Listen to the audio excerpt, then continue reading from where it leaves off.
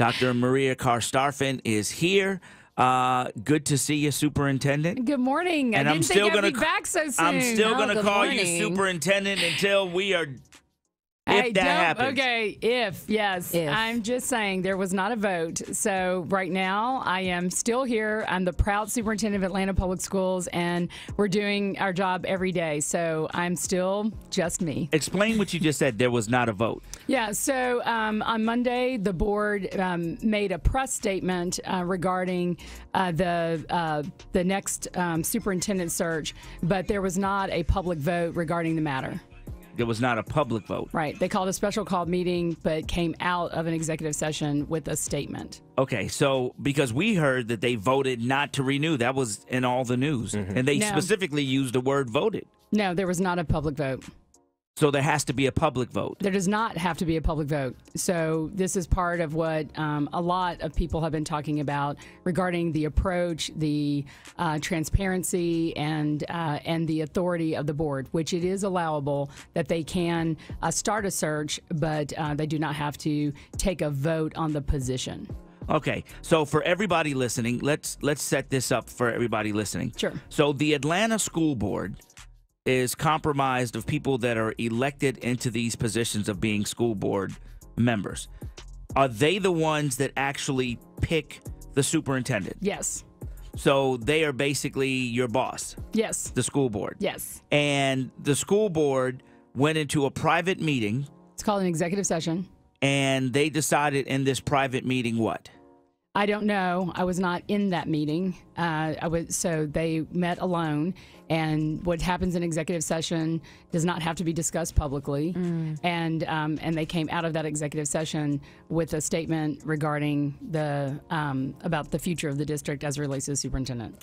The news has been saying that the school board took a vote and basically voted you out.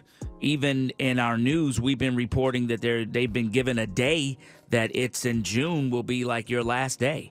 Yes, that is true. My contract goes to June 30th, 2020, and the board does have the authority not to extend that contract, but there has been no vote. As I explained earlier, the board called a special call meeting late on Friday. The meeting was scheduled for early Monday morning. And they went into executive session alone, which is a closed session. And from that executive session, they came out with a statement that said that they've decided to launch a search for a new superintendent. But there was no public vote or discussion on the matter. Let me ask this, one last piece of background so we can begin our conversation. Are all the school board seats filled? No, they are not. We are missing the seat for what we call the Washington cluster. And wouldn't they have to wait for that seat to be filled to do their vote? No, they do not. They do not have to wait for that seat. Wow. All right, JR? So that's why the count really matters. So you have 9 seats, but there are currently 8 sitting board members. So you have to have that 9th. Well, you don't have to have the 9th. So what you still have to do is work with a majority. So what happens often is if there's any disagreement or split in any kind of philosophical position, you'll have 4 and 4. So you'll need a 5th vote to make anything happen. Right. As I understood it, and as it was explained to me, there were 4 yeses and 4 nos for an extension, which is not a majority to go either way. And so it was my hope that people would take more time to figure out what would be the right direction for the district. But even with that split, they informed the public that they're launching a new search for superintendent. Yeah. Do you feel like you're personally being punished? We know there's always politics in front of everything, and you've always been kids in the schools first. Do you feel that you're personally being punished because of your past views? Well, let's be clear. As the superintendent, I don't do anything without board approval.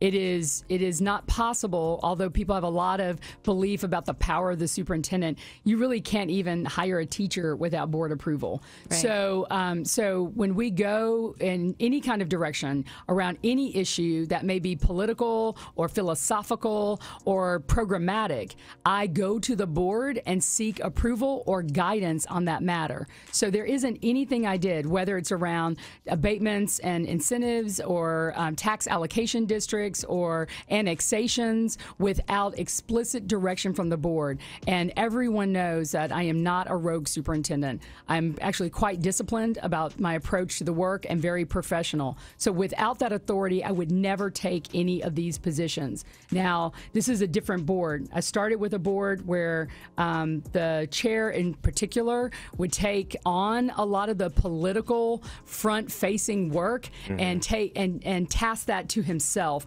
or to the board. This is different. I've been tasked with a lot of those responsibilities, and that does ruffle some feathers. Yeah. Y'all know me. I'm very passionate. I know what I believe. I follow the rules and the laws and the facts, and I'm a very tough negotiator that gets the job done for kids. So when I'm out there, yes, sometimes it's political, but I am fighting the fight for the North Star, which is the children of Atlanta Public Schools. That is the direction I've been given, and I am very good at it. So we often are successful when you send me out to negotiate things on behalf of the district. And I do think that in some of those decisions, that does not sit well with the establishment of Atlanta. Yeah. You know that there's like people call it the Atlanta way. It's a double-edged sword. There's a beautiful part of it that's all about legacy and who we are and what we stand for as a city. The underbelly of that establishment is brutal. It's very political. It is sometimes punishing, and I feel like while I've done a fair, right job for children and have been the 900-pound gorilla between the politics and the board, or the politics and the children, that this is the face that people associate with some of that tough work and those decisions. Some of the reports were that even in the you spoke about it earlier, even in the Gold Steel, that in the Gold Steel you ruffled a lot of feathers. That there was a political push to get the deal done. There was a community side that said there wasn't enough in that deal for the people of Atlanta, and particularly there wasn't enough for the school. And you pushed against that. Explain that. Yeah, so the big explanation is this is so much bigger than the Gulch. It is about, for us, 5 tax allocation districts in which APS participates. That is valued at $1.4 billion that is taken from the school system to invest in development around the city. It is constitutionally allowable. And so it's not that APS is against TADs or trying to fight what is allowable in the Constitution. It is that in the design, we couldn't afford it. Adding another element inside that West Side TAD was going to break our budget in real time. So the proposal was, we can always, it's not about the Gulch, we can always figure out how to add more in, but what we couldn't do is do it in its existing form. They had to be cleaned up. Atlantic Station was in tons of debt. Others were successful, but none of them were sunsetting or getting redistributed in a way that made all 5 TADs affordable. So the challenge was, how do you get to a settlement that's good for APS, that's good for taxpayers so they didn't get overburdened, homeowners, and what would be good for the business community in the development portion of the design. And we were very successful. It's a beautiful settlement agreement, but getting there and raising those questions and kind of standing up to people saying that we needed to rethink this so it would be good for the city of Atlanta can be perceived as challenging the way things are done, and I don't think that this is. I'm not putting this all on this one issue, but I do think in doing the negotiations and how you approach some of these issues does require that you are tough, that you are firm, that you keep people focused on the outcome, and the outcome that is our #1 mission are the children of Atlanta Public Schools. Dr. Meria Carstarphen, the Atlanta School Superintendent, who now has come on the show to begin to explain for us in quite detail some of the situations that is going on with the Atlanta School Board and the news that she has been ousted. And for those of you who Frank, that's what the reports were saying. So for all those people who are listening right now, that is not the case. They held a meeting behind closed doors where you explained that they have now. Let's be fair to the board. They have all the authority they need in their on how the district is structured to do what they have done. You can call a special call meeting, you can have an executive session, and you can assign a search committee. So they have all the authority, and I respect that authority as a school board. So it is not that the board has done anything wrong in their approach to how they handle their search and the way that they see their authority as a board. And as a superintendent, whether you like it or not, that is something that you have to respect. And now how they do it, whether or not the public agrees with that, is between the elected officials and their constituents. But none of this, the actual structure, I would argue, at least as on face value, is allowable within their authority. Okay. Before the break, we talked about, and JR had asked you, some of the personal attacks that have been coming against you. Were they related to some of the decisions that you made? You also explained that you can't make the decision. It is the board decision. But this board has now put you in the front to kind of be the person in the room to kind of balance between the politics and what is right for the Atlanta. And that's also within their authority. They can direct the superintendent to do specific work in the district, and some of it's political, some of it's programmatic, and that is allowable as well. So I can't speak for the board. I don't know the details under which they've made their decision exactly, but I do know this. What I do care about is that we have a very strong, committed finish to the school year. That is essential for Atlanta Public Schools. And what is my hope is that no matter what direction the board ultimately decides going in, that we are looking at our true north and thinking about our children and what they need from the adults every day to be able to be successful this school year. It is a very fragile school system. You know that we came off the heels of the cheating scandal. 5 years, as I said, I do not think is enough to fully stabilize based on my expertise and experience as a superintendent, but that's not all within my control. Okay. All I can do is what I'm allowed to do with the time frame I'm given. And it's true. I did make it clear. I've been very public about my sincere desire for a contract extension to stabilize the position of superintendency and to be able to finish the work that I was originally hired to do. So it is. I mean, it is hard. It is, tough to be in this position. Whatever happened or was created that led to anything I did that put us in a place where the board felt like it did not have enough support for extending the contract, I apologize for. I never meant for any of the work that I did to make it difficult for people to feel like they couldn't continue the work. And that's unfortunate that you feel you have to apologize for being so passionate. I mean, we've had you on the show. We saw you at the Back to School program, the event that you had, and you're extremely Back to School Bash. Come on, Brandon. But you're extremely passionate. You're very passionate. And is it difficult as a woman? Do you feel like your passion and your aggression with what you're trying to accomplish with the school is misinterpreted because you're a woman in a man's world? Oh, wow. I think that I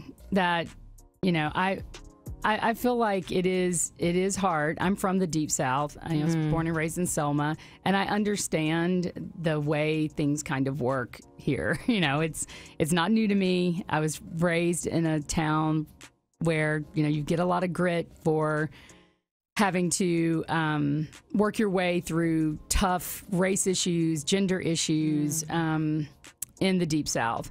And so it's hard. It's hard being a strong African-American woman with a deep sense of purpose. Yeah. And I said I love openly and passionately, and I work really hard, and I'm a very straightforward person. I try to not leave any confusion in anyone's mind about what I believe, what I stand for, because this work is really hard. And when you're trying to lead 6,000 employees, 51,500 kids, 158,000 taxpayers, they need to know who you are and what you believe. And I've never clouded that at all. And I do think, that the descriptions sometimes, as I see it, they feel like a criticism for being strong. If it was a man, perhaps it would be considered a leadership quality. Go get her. A good guy. And so I've seen some of that too. Okay. It's hard when you're living in 2019, but it is a little bit of the way the world works. We played in our news clip, our news producer, Maria Boynton, played a clip from one of the school board members. I want to play it for you and get your comment. Maria? What type of person do you think what type of superintendent do you feel that APS should be looking for?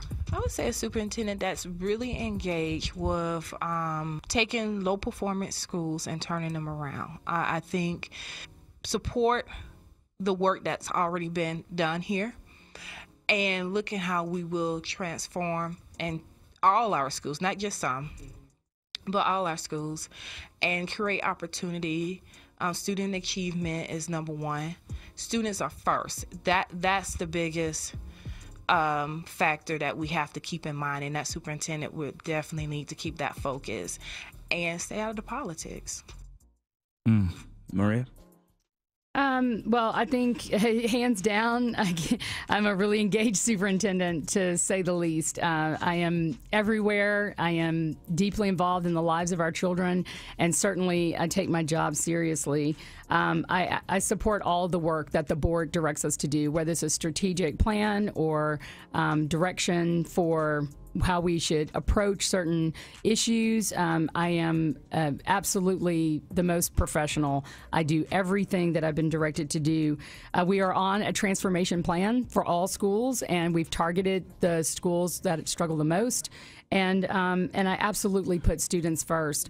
Staying out of the politics would be fabulous, but I only do what I'm directed to do. And in the sense of what's happened in the political realm over the past school year are all things that I was directed to do. There's nothing that I did outside of the scope of my evaluation or explicit direction from the board. What about your stance on charter schools? There's been a lot of talk that, charter schools takes away from the school system, and you've been a supporter of that, and many people have criticized you for that. What is your stance on that? Well, my stance is always guided by the board policy. So it doesn't matter what I believe about a particular design. If there is a policy that says APS is required to consider charter schools, I have to consider them when they apply. This school board has had a policy for 19 years around charter schools. It tells the administration that they must have a process for how you can apply to be a charter school. We have used that process for 19 years. We still use it today. And so if you don't want charter schools in your school system, then you need to eliminate a policy that says they are allowable. But Atlanta has a long-standing 2-decade reputation for charter schools. And schools or applicants have applied. But the fact of the matter is this: in the 5 years that I've been superintendent, we have not recommended, nor has the board approved, a new charter school. Sit on that. Right. So no matter what everybody's saying, we have not done that. The second piece is that the only actions the board has taken around charter schools is when standing charter schools that we've already had in our portfolio, KIPP and Condesi, applied for expanding seats based on their wait list or their the interest of parents. And the board did approve expanding seats for those two existing charter schools, but they have not approved any new ones. One last question, and then JR. Boy, JR, you have one? Yeah, I'm just interested, from the reports that we hear versus what you say is very different. And I'm just thinking about what happens next. Well, I mean, of course, I am I'm focusing on the school year. I'm going to absolutely do my job. I'm going to support our kids and families as long as I can in the position. And it's my hope that, we are able to, stabilize the system and ensure that we have a pathway forward. We're in the middle of facility master planning, a new strategic plan. We're also working on the budget. And so those are all really big things for the school district that we have to get right. No matter who sits in this seat, those are things that must be done. And of course, our kids are still struggling. While we've made progress and gains, of which we've talked about on everything from graduation rates to milestones to quality implementation of new programming, we also know that there are great gaps that still exist. And so, turning Atlanta Public Schools around in 5 years is just not enough time. Yeah. So the plan will have to be to set things up as strong as possible so that all of the sea legs that we've grown have a better fighting chance to take root during the transition. So it's, again, my hope that, we can get focused on kids and our true north and do our best to support them. I love Atlanta. I love Atlanta Public Schools, and it was only with love and passion that that I wanted to be able to do this work. And I also I know that the board is doing the best they can too, based on what they believe, and so that is part of this picture. And I'll do my very best to respect all that they are trying to do to plan the future for the district. Let me ask a question, because I want to address something that has been talked about. Before you came in, I talked to a lot of people about their perspective of what happened, why did this happen, because we were all caught in shock. I mean, when I heard the news, I simply said, what? It doesn't make any sense. Yeah. Is there an issue between what is going on in the development in Atlanta and these developers that are also sponsoring school board, people's run for school board, sponsoring the political run for these school board members, expecting things to happen, and then Maria's there saying, wait a minute, this doesn't benefit our kids. And those members are upset about that because they have people that are padding their pockets to get reelected. Well, I don't know anything about that. I haven't run their campaigns. I don't know who donates what. The people that don't want you, the 4 people that voted against renewing your contract. Well, remember, there was no vote. So, it's not clear. Publicly, they did not take a voting position on that. Okay. So I do not know the details behind what everyone's done as it relates to their election. And as a matter of fact, I don't think I want to know. All I know is that my job was But I need to challenge you on this. If we're hearing that they have voted to begin the search for somebody new, in your opinion, what part of what you're doing don't those members like? The examples that I've read in the paper are things like charter schools, and that there's a philosophical position or split on the board about charter schools. Perhaps another example I heard was around budget, and our budget is completely public, so we're able to demonstrate that we're not running the budget into the ground. We're not using, our budget is strong and healthy. Other examples that I read were around performance, and we can demonstrate in certain areas that, yes, while we've made improvements, I agree we need to do more. Right. But those are the examples that I've seen articulated. There's the other articulation around some of the approach to how I engage on some of the political issues. You talked about that, passion and a direct style, but I feel like I've addressed those two. That I am fighting hard for kids, and that is our number one priority. And the way I do it is the way I bring my A game. Yeah. It's my style, but I never meant for it to in any way offend or hurt people's feelings. It was the approach that I take with the best skills that I have to do the job. So it is what it is, and I still feel like, you know, as a leader, I did the best I could with all the support that I had. Dalia Turner made some comments about you.